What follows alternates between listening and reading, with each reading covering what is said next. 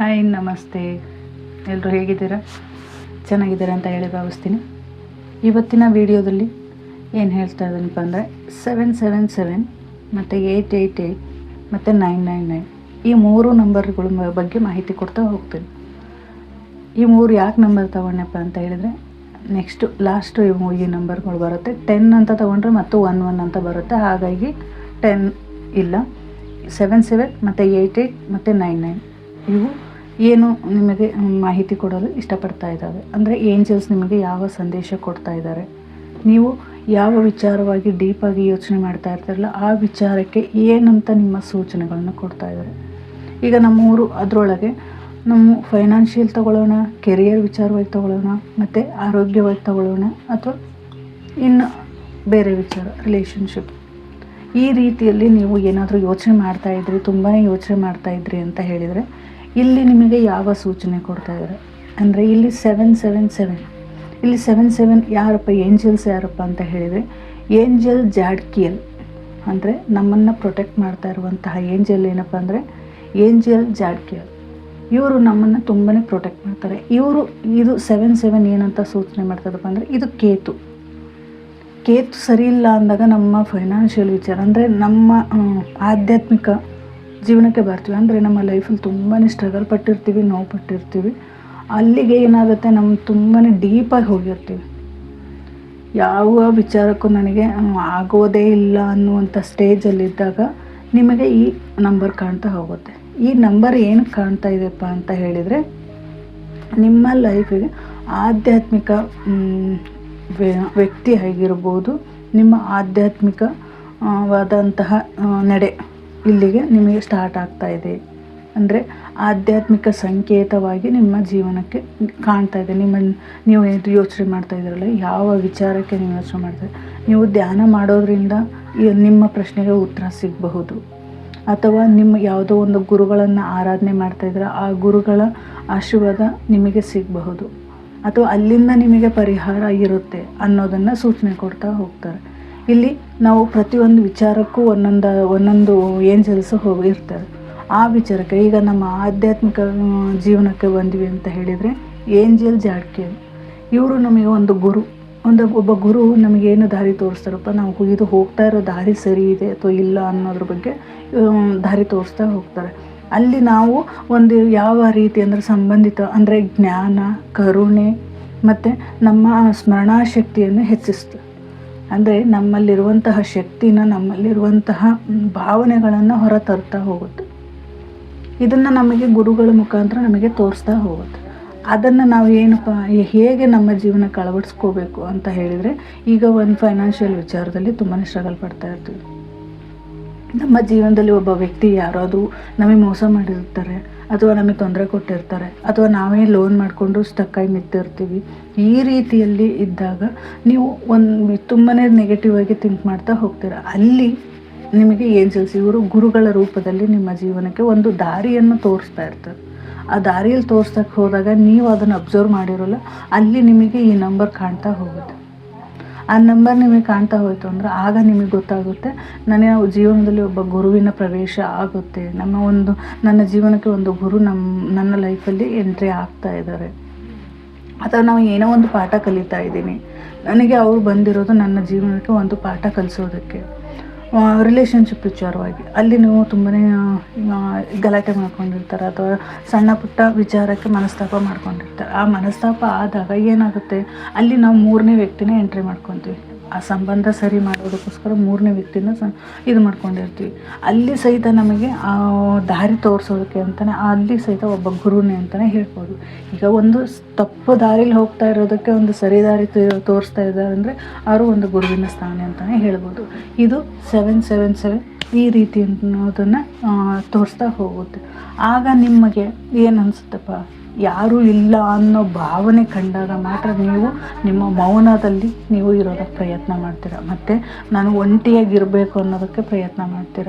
ಆ ಟೈಮಲ್ಲಿ ಅದನ್ನು ಮಾಡೋದು ಬಿಟ್ಟು ಮೆಡಿಟೇಷನ್ ಮಾಡೋದ್ರಿಂದ ಅಥವಾ ಒಂದು ಸ್ಪಿರಿಚುವಲ್ ನಿಮಗೆ ಯಾವುದಾದ್ರೂ ವೀಡಿಯೋಸ್ ನೋಡೋದ್ರಿಂದ ನಿಮಗೆ ಉತ್ತರ ಗೊತ್ತಾಗ್ತಾ ಹೋಗುತ್ತೆ. ಅಥವಾ ಇನ್ನೂ ಯಾವುದೋ ಒಂದು ಬುಕ್ಸ್ ಓದೋದ್ರಲ್ಲಿ ನಮಗೆ ಆಸಕ್ತಿ ಮೂಡಿಸ್ಕೋಬೋದು. ಅಂದರೆ ಆಧ್ಯಾತ್ಮಿಕವಾಗಿ ನಾವು ಒಂದು ಸ್ಪಿರಿಚುವಲ್ ಜರ್ನಿಗೆ ಹೋಗ್ತಾ ಇರ್ತೀವಿ. ಅದಕ್ಕೆ ಹೋಗೋದಕ್ಕೋಸ್ಕರ ಇಷ್ಟೆಲ್ಲ ನಾವು ನೋವು ಪಟ್ಟಿರ್ತೀವಿ. ಅಂದರೆ ನಮ್ಮ ಮನಸ್ಸಿಗೆ ಒಂದು ಶಾಂತಿ ನೆಮ್ಮದಿ ತಂದ್ಕೊಳ್ಳೋದಕ್ಕೋಸ್ಕರ ಆ ನಂಬರ್ ನಮಗೆ ಕಾಣ್ತಾ ಹೋಗುತ್ತೆ. ಅಂದರೆ ನೀವು ತುಂಬ ಸ್ಟ್ರಗಲ್ ಪಡ್ತಾ ಇರುವಾಗ, ಮನಸ್ಸಿನ ಜೊತೆ ಹೋರಾಟ ಮಾಡ್ತಾ ಇರುವಾಗ, ನೆಮ್ಮದಿನೇ ಇಲ್ಲದೆ ಇರುವಾಗ ಆ ನಂಬರ್ ನಿಮಗೆ ಕಾಣ್ತಾ ಹೋಗುತ್ತೆ. ಇದು 777 ಓಕೆನಾ. ಮತ್ತು ಇಲ್ಲಿ 888 ಅಂದರೆ 888 ಏನಪ್ಪ, ಏನಕ್ಕೆ ಕಾಣ್ತಾ ಇದೆ, ಯಾವ ವಿಚಾರಕ್ಕೆ ನಮಗೆ ನಮ್ಮ ಲೈಫಲ್ಲಿ ಆ ನಂಬರ್ ಕಾಣ್ತಾ ಇದೆ. ಈಗ ವೆಹಿಕಲಲ್ಲಿ ಹೋಗ್ತಾ ಇದ್ರಿ ಅಂತ ತಿಳ್ಕೊಳ್ಳಿ, ಅಲ್ಲಿ ನಿಮಗೆ ಆ ನಂಬರ್ ಕಾಣುತ್ತೆ. ಅಥವಾ ಬೇರೆ ಯಾವುದೋ ವಿಚಾರಕ್ಕೆ ನೀವು ಹೋಗ್ತಾ ಇದ್ರಿ ಅಂತ ಹೇಳಿದ್ರು, ಅಲ್ಲಿ ಸಹಿತ ನೀವು ಯಾವುದೋ ಒಂದು ಇಂಪಾರ್ಟೆಂಟ್ ಕೆಲಸಕ್ಕೆ ಹೋಗ್ತಾ ಇರ್ತೀರಾ, ರೋಡಲ್ಲಿ ಹೋಗ್ತಾ ಇರ್ತೀರಾ, ಆ ನಂಬರ್ ನಿಮಗೆ ಸಡನ್ಲಿ ಕಾಣುತ್ತೆ. ಅಂದರೆ ಈಗ ನೀವೊಂದು ಕೆರಿಯರ್ ವಿಚಾರನೇ ತೊಗೊಳ್ಳೋಣ. ಇವಾಗ ಒಂದು ಕೆಲಸ ಹುಡುಕ್ತಾ ಇರ್ತೀರ, ಆ ಕೆಲಸ ಆಗುತ್ತೋ ಇಲ್ಲೋ ಅಂತ ಯೋಚನೆ ಮಾಡ್ತಾ ಇರ್ತೀರ. ಆ ಟೈಮಲ್ಲಿ ನಿಮಗೆ ಆ ನಂಬರ್ ಕಾಣ್ತು ಅಂದರೆ ನಿಮಗೆ ಡಬಲ್ ಖುಷಿ ಆಗುತ್ತಲ್ವ. ಏಕೆಂದರೆ ಅದು ನಮ್ಮ ಕೆರಿಯರ್ ವಿಚಾರಕ್ಕೆ ಸಂಬಂಧಪಟ್ಟಿರುತ್ತೆ. ನಮ್ಮ ಪ್ರೀತಿ ಈಗ ಯಾರನ್ನೋ ಒಬ್ರನ್ನ ಭೇಟಿಯಾಗಕ್ಕೆ ಹೋಗಿರ್ತೀವಿ, ಆ ಭೇಟಿ ನಮಗೆ ಸರಿ ಆಗುತ್ತಾ ಅನ್ನೋದಕ್ಕೆ ಆ ನಂಬರ್ ಏನಾದರೂ 888 ಕಾಣ್ತು ಅಂದರೆ 100% ನಿಮಗೆ ನಿಮ್ಮ ಯಾವ ವಿಶ್ ಇದೆಯಲ್ಲ ಆ ವಿಶ್ ನಿಮಗೆ ಸಿಗುತ್ತೆ. ನೀವು ಯಾವ ಕೆಲಸಕ್ಕೆ ಹೋಗ್ತಾ ಇದ್ದೀರಾ ಆ ಕೆಲಸ ನೀವು 100% ಆಗುತ್ತೆ ಅನ್ನೋದನ್ನು ಸಹಿತ ಇಲ್ಲಿ ತೋರಿಸ್ಕೊಡ್ತಾರೆ. ಅಂದರೆ ಇಲ್ಲಿ ನಿಮ್ಮ ಯಶಸ್ಸಿನ ಆರ್ಥಿಕ ಮತ್ತು ವೃತ್ತಿಪರ ಯಶಸ್ಸಿನ ಶಕ್ತಿಶಾಲಿ ಸಂಖ್ಯೆ ಆಗಿರುತ್ತೆ ಅನ್ನೋದನ್ನು ಸಹಿತ ಇಲ್ಲಿ ಹೇಳ್ಬೋದು. ಇದಕ್ಕೆ ಏಂಜಲ್ಸ್ ಯಾರಪ್ಪ ಅಂತ ಹೇಳಿದರೆ ಏಂಜಲ್ ಮೆಟಾಟ್ರೋನ್. ಅಂದರೆ ಈ ನಮ್ಮ ಪ್ರೀತಿಗೋಸ್ಕರ ನಮ್ಮನ್ನು ಇದು ಮಾಡ್ತಾ ಇರುವಂತಹ ವ್ಯಕ್ತಿ ಯಾರಪ್ಪ, ನಮಗೆ ದಾರಿ ತೋರಿಸ್ತಾ ಇರುವಂತಹ ಏಂಜಲ್ಸ್ ಯಾರು ಅಂದರೆ, ಏಂಜಲ್ಸ್ ಹೇಳಿದರೆ ಆರ್ಕೇಂಜಲ್ ಮೆಟಾಟ್ರಾನ್ ಓಕೆನಾ. ಅವರು ನಮಗೆ ಒಂದು ದಾರಿ ತೋರಿಸೋದಕ್ಕೆ ಪ್ರಯತ್ನ ಮಾಡ್ತಾ ಇರ್ತಾರೆ. ಇಲ್ಲಿ ಪ್ರೀತಿಯಾಗಿರ್ಬೋದು, ಹಣ ಒಂದೇ ಅಲ್ಲ, ಹಣ ಒಂದೇ ಅಲ್ಲ, ಮತ್ತು ಇಲ್ಲಿ ಹಣನೂ ಸಹಿತ ನಮ್ಮನ್ನು ಎಷ್ಟು ಇದು ಮಾಡುತ್ತೋ, ನಮ್ಮ ಜೀವನಕ್ಕೆ ಎಷ್ಟು ಮುಖ್ಯನೋ ಅಷ್ಟೇ ಪ್ರೀತಿಯೂ ಮುಖ್ಯ, ಮತ್ತು ಆರೋಗ್ಯ ಮುಖ್ಯ, ಮತ್ತು ನಮ್ಮ ಸಂತೋಷವೂ ಸಹಿತ ಅಷ್ಟೇ ಮುಖ್ಯ. ಆ ಸಂತೋಷ ಕೊಡೋದಕ್ಕೆ, ಆ ಸಂತೋಷ ನಮಗೆ ಪಡ್ಕೊಳ್ಳೋದಕ್ಕೋಸ್ಕರ ಇವರು ಏಂಜಲ್ಸ್ ನಮ್ಮ ಜೊತೆ ಇದ್ದು ನಮಗೆ ಸಪೋರ್ಟ್ ಮಾಡ್ತಾರೆ ಇಲ್ಲಿ ಓಕೆನಾ. ಇನ್ನು ಯಾವುದೋ ವಿಚಾರ, ಕೆರಿಯರ್ ವಿಚಾರ ಅಂತ ಹೇಳಿದರೆ ಯಾವುದೋ ಒಂದು ನನ್ನ ಕೆಲಸ ಆಗಬೇಕಾಗಿರುತ್ತೆ, ಅಲ್ಲಿ ನಿಮಗೆ ಡಬಲ್ ಕನ್ಫರ್ಮೇಷನ್ ಕೊಡ್ತಾರೆ. ನಿಮಗೆ ಈ ಕೆಲಸ ಆಗುತ್ತೆ, ನಿಮಗೆ ಹಣ ಬರಬೇಕಿತ್ತ, ಆ ಹಣ ನಿಮಗೆ ಬರುತ್ತೆ. ನೀವು ಮನೆಗೆ ಯಾವುದೋ ವಿಚಾರ ಲೋನ್ ತೊಗೊಳಕ್ಕೆ ಹೋಗಿರ್ತೀರ, ಅಲ್ಲಿ ಲೋನ್ ಆಗಲ್ಲ ಅಂತ ಯೋಚನೆ ಮಾಡ್ತಾ ಇರ್ತಾರೆ. ಆ ಟೈಮಲ್ಲಿ ಈ ನಂಬರ್ ಕಾಣ್ತು ಅಂದರೆ ನಿಮಗೆ ಲೋನ್ ಆಗುತ್ತೆ. ಅಥವಾ ನಿಮ್ಗೆ ಯಾರೋ ದುಡ್ಡು ಕೊಡಬೇಕಾಗಿರುತ್ತೆ, ಅವ್ರು ಕೊಡ್ತಾ ಇರಲ್ಲ, ತುಂಬಾ ಕಾಡಿಸ್ತಾ ಇರ್ತಾರೆ. ಆಗ ಈ ನಂಬರ್ ಕಾಣ್ತು ಅಂತ ಹೇಳಿದರೆ, 88 ಕಾಣ್ತು ಅಂತ ಹೇಳಿದರೆ ನಿಮಗೆ ಆ ಹಣ ಸಹಿತ ನಿಮ್ಮ ಜೀವನಕ್ಕೆ ಬರುತ್ತೆ ಅನ್ನೋದನ್ನು ನಿಮಗೆ ಕನ್ಫರ್ಮೇಷನ್ ಕೊಡುತ್ತೆ. ಈ ನಂಬರ್ ಏನು ಕಾಣ್ತಾ ಇದೆಯಪ್ಪ ಅಂತ ಹೇಳಿದರೆ, ನಮ್ದು ಯಾವುದೋ ಒಂದು ಕೆಲಸ ಆಗ್ತಾ ಇಲ್ಲ, ಇದು ಆಗುತ್ತೋ ಇಲ್ಲೋ ಅನ್ನೋದಕ್ಕೆ ನಮಗೆ ಕನ್ಫರ್ಮೇಷನ್. 77 ಏನು ಕೊಡ್ತು ನಮಗೆ ನಮ್ಮ ಆಧ್ಯಾತ್ಮಿಕ ಜೀವನದ ಬಗ್ಗೆ ತೋರಿಸ್ಕೊಡ್ತು. ಈಗ 88 ಏನು ತೋರಿಸ್ತಾ ಇದೆ, ನಮ್ಮ ಆರ್ಥಿಕ ಜೀವನ, ಅಂದರೆ ನಮ್ಮ ಕೆರಿಯರ್, ಪ್ರೀತಿ, ಸಮೃದ್ಧಿ, ಯಾವುದೇ ಒಂದು ವಿಚಾರ ಆಗಿರ್ಬೋದು, ನಮಗೆ ಬರಬೇಕಾಗಿರೋದು ನಮಗೆ ಬರುತ್ತೆ ಅನ್ನೋದನ್ನು ಕನ್ಫರ್ಮೇಷನ್ ನಿಮಗೆ ಕೊಡುತ್ತಾ ಹೋಗುತ್ತೆ ಓಕೆನಾ. ಈಗ ನಾವು 88 ಆಯಿತು, 77 ಆಯಿತು, 88 ಆಯಿತು, ಇವಾಗ 99 ಏನು ಹೇಳುತ್ತಪ್ಪ ನಿಮ್ಮ ಜೀವನದಲ್ಲಿ ಏನು ಅಂತ ಹೇಳುತ್ತೆ ಅಂದರೆ, ನಿಮ್ಮ ಜೀವನ ಇಲ್ಲಿ 999 ಅಂದರೆ ಒಂದು ನಾವು ಹುಟ್ಟು ಹೊಸ ಆರಂಭ, 99 ಎಂಡು, ಅದ್ರ ಮಧ್ಯೆ ನಾವು ಹೊಡೆದಾಡೋದು. ಒಂದು ಹೊಸ ಆರಂಭ ಬರುತ್ತೆ, ಎರಡನೇದು ಬ್ಯಾಲೆನ್ಸ್ ಬರುತ್ತೆ, ಮೂರನೇದು ಗುರುವಿನ ಇದು ಆಗುತ್ತೆ, 4 ಒಂದು ನಮ್ಮ ಜೀವನದಲ್ಲಿ ಒಂದು ಹಂತಕ್ಕೆ ಬರುತ್ತೆ, ಏನು ನಾವು ಪಡ್ಕೋಬೋದು ಅನ್ನೋದ್ರ ಬಗ್ಗೆ ತೋರಿಸ್ತಾ ಹೋಗುತ್ತೆ. 4, 5, 5 ಬ್ಯಾಲೆನ್ಸ್ ಮಾಡೋದನ್ನು ತೋರಿಸುತ್ತೆ. ಅಂದರೆ ನಮ್ಮ ಜೀವನದ ಒಂದು ಮಟ್ಟಕ್ಕೆ, ಒಂದು ಹಂತಕ್ಕೆ ಬರ್ತೀವಿ, ಅದು ನಮ್ಮ ಬದಲಾವಣೆಯನ್ನು ತೋರಿಸುತ್ತೆ. 6 ಅಂದರೆ ಸಮೃದ್ಧಿಯನ್ನು ಕೊಡುತ್ತೆ. 7 ಮತ್ತು ನಾವಲ್ಲಿ ಆಧ್ಯಾತ್ಮಿಕ ಜೀವನಕ್ಕೆ ಬರ್ತೀವಿ. ಅಂದರೆ ಇಲ್ಲಿ ನಾವು ಹುಡ್ತಾ ಏನು ಸಣ್ಣ ಮಕ್ಕಳಿಂದ ಒಂದೊಂದು ಹೆಜ್ಜೆ ಇಟ್ಕೋತಾ ಬರ್ತೀವಿ, ನಾವು ಅಂಬೆಗಾಲು ಏರಿತೀವಿ, ಮತ್ತೆ ಹೇಳ್ತೀವಿ, ನಾವು ಮಾತಾಡೋದಕ್ಕೆ ಪ್ರಯತ್ನ ಮಾಡ್ತೀವಿ, ಮತ್ತು ನಾವು ಸಮಾಜದ ಬಗ್ಗೆ ತಿಳ್ಕೊಳ್ಳೋದಕ್ಕೆ ಪ್ರಯತ್ನ ಮಾಡ್ತೀವಿ, ಅಲ್ಲಿ ಏನು ನಡೀತಾ ಇದೆ ಅನ್ನೋದನ್ನು ತಿಳ್ಕೊತೀವಿ. ನಮ್ಮ ಜೀವನ ಮತ್ತು ಒಂದು ಸ್ಟೇಜಿಗೆ ಬಂದು ಬದಲಾವಣೆ ಆಗುತ್ತೆ, ಅಲ್ಲಿ ಬದಲಾವಣೆಯಾಗಿ ಒಂದು ಎಕ್ಸ್ಪೀರಿಯೆನ್ಸ್ ಆಗುತ್ತೆ. ಆ ಎಕ್ಸ್ಪೀರಿಯೆನ್ಸಲ್ಲಿ ಪ್ರೀತಿ, ಸಂತೋಷ ಎಲ್ಲ ಕಾಣ್ತೀವಿ. ಮತ್ತೆ ಒಂದು ಜವಾಬ್ದಾರಿ ಬರುತ್ತೆ, ಅದೆಲ್ಲ ಬಂದು ನೆಕ್ಸ್ಟು ನಾವು ಮನೆ ಮತ್ತು ಎಲ್ಲ ಮನೆ ಅಂತ ಹೇಳಿ ಕಟ್ತೀವಿ, ನಮ್ಮದೇ ಆದಂಥ ಒಂದು ಜವಾಬ್ದಾರಿಗೆ ಒಂದು ಬಂದು ನಿಲ್ತೀವಿ. ಲಾಸ್ಟ್ ಮೂಮೆಂಟ್ ಏನಾಗುತ್ತಪ್ಪ ಅಂದರೆ ಎಂಡ್ ಆಗ್ತಾರೆ ಮೂಮೆಂಟ್. ಎಂಡ್ ಅಂದರೆ ಜೀವ ಹೋಗೋದಂತಲ್ಲ, ನಮ್ಮ ಜವಾಬ್ದಾರಿ ಮುಗಿಯುವಂತಹ ಟೈಮ್.